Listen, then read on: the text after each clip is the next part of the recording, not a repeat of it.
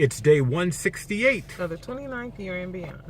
Well, I was thinking, with us getting closer and closer to the wedding for John and Gabby, I was thinking back to when we were that age. Okay. And I don't know, the excitement, the passion, the silliness, and we've kind of talked about this before, how it's important not to lose that. However, as you get older, things change.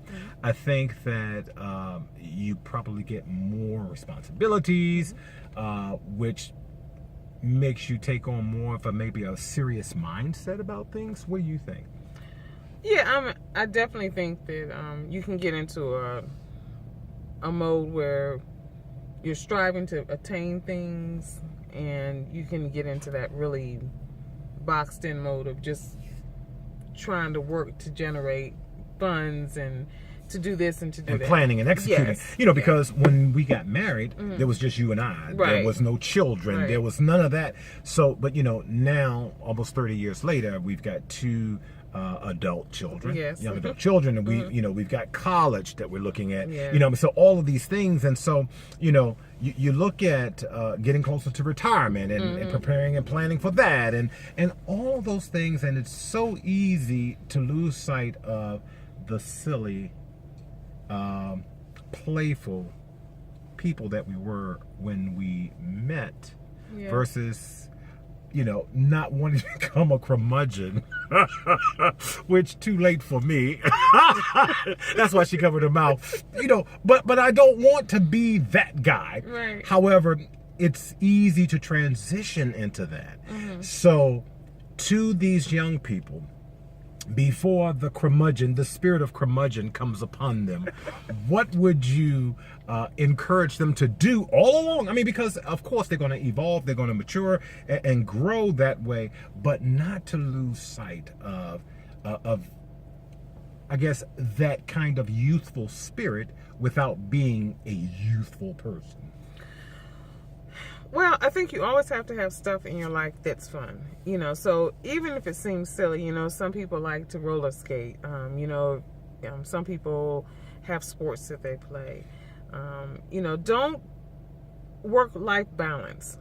You really have to really work on that, because I think that because people start trying to attain this, working 2 and 3 jobs and that kind of stuff, that's all well and good, but when the rubber meets the road at the end of the day, would you rather have a big house on a hill, or would you rather have your life? And that's the thing. Don't get so busy making a living that you don't have a life. Yeah. And because I think about at work when I see these young people with cancer, and they come in and they're your 20s, 30-year-old, and they're dealing with stage 2, stage 3, sometimes stage 4 cancer. And if you don't enjoy your life when you can, going, traveling, doing that kind of stuff, doing something spontaneous, like Mike and Tay was saying, just spontaneity. Just picking up and going on a road trip on a Saturday, just because you can. You'll look back on those days because you just don't ever know how long you have here. Right. And as much as we love our 2 children, right, and how I wouldn't trade anything, and I know that you wouldn't trade anything for the journey with them, while you do not have any children, capitalize on the opportunities, because if you do have children come into the picture, then everything changes. It does. And it's not bad, but it's different. It is different. But you lose some of that spontaneity, because now you're planning not just for the 2 of you, but for however many you bring into your equation. So just as you're getting closer and closer, as we said yesterday, do some fun stuff leading up to. Don't allow it this time to kind of build with anxiety and stress. Do some fun stuff leading up to it. Have fun on that day, but definitely continue to have fun beyond that day. So until tomorrow, if the Lord says the same. Bye.